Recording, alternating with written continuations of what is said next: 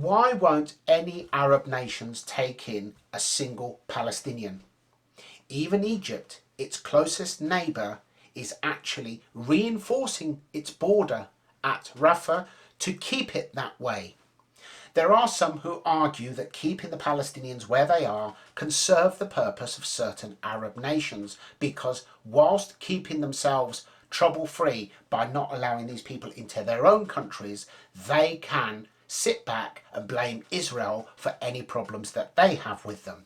But before we run out to the streets and protest in support of these people who provoked a war, let's take a look at what they've done in the past.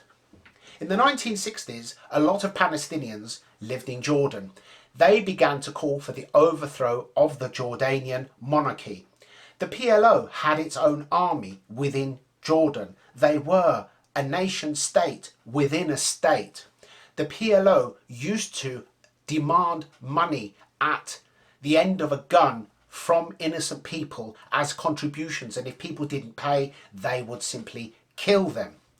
They hijacked passenger planes and diverted them to airports that they controlled in Jordan, and then kept the passengers hostage. By 1970, the Jordanian leadership had had enough and hostilities broke out.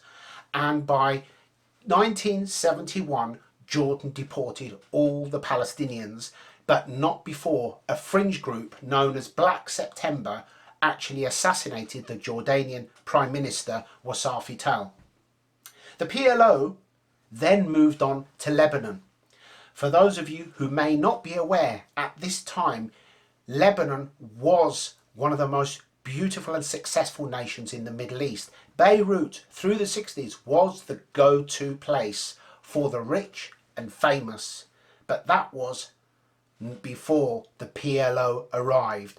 They allied themselves with Marxist groups and began to destabilize the Christian Maronite leadership, and Lebanon gradually deteriorated into civil war, a civil war that it has not recovered from to this day. In 1991, Kuwait deported 300,000 Palestinians because they supported Saddam Hussein when he invaded Kuwait, and their support only increased when Saddam just spontaneously began to fire missiles towards Israel. Any solution obviously is conjecturing, and Israel does have a right to defend itself after this barbaric, unprovoked attack. I have covered the issues with the borders and so on. I'm not going to keep going round in circles, but there is a small number of Palestinians who are informing on Hamas, messaging Israel in whichever way that they can, informing them where Hamas is hiding, but this is a small number. Hopefully that number will increase as the IDF weakens the grip of iron that Hamas has on the Palestinian people. They are little more than a murdering criminal organisation. They don't care about the people, they don't care about anyone else. But you need to keep these things in mind and keep things in perspective, because it is not about freeing Palestine. Palestine is not a nation, it never has been. There is no such race. If we're going to define people as Palestinian, it is people of the region formerly known as Palestine, the same as referring to the Midwest in the USA. And if we are going to do that, that would include Arabs, Jews, Armenians, and many other people.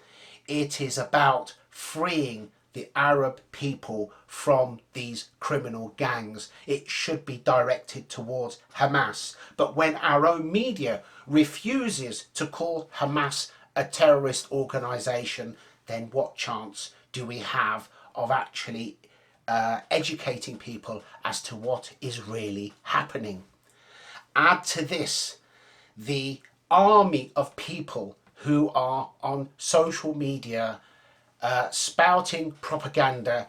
Here's one This lady is known or goes by the name of Syrian partisan girl or something along those lines. Don't be fooled by the made up face.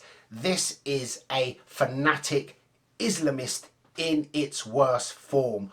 All she does 24/7 is sit on Twitter and post vile mistruths about Israel, and she's been doing that for years. So please keep these things in mind before you form an opinion or before you join a parade of people who don't walk around condemning Hamas, but they're actually using this as an opportunity to express hate for us, our society, and the country that has taken them in and given them refuge. I appreciate that this may offend certain people, but I'm sorry if it does. But what I've said is the absolute truth. Please go and check it out for yourselves. Thank you very much. Bye bye for now. See you next time.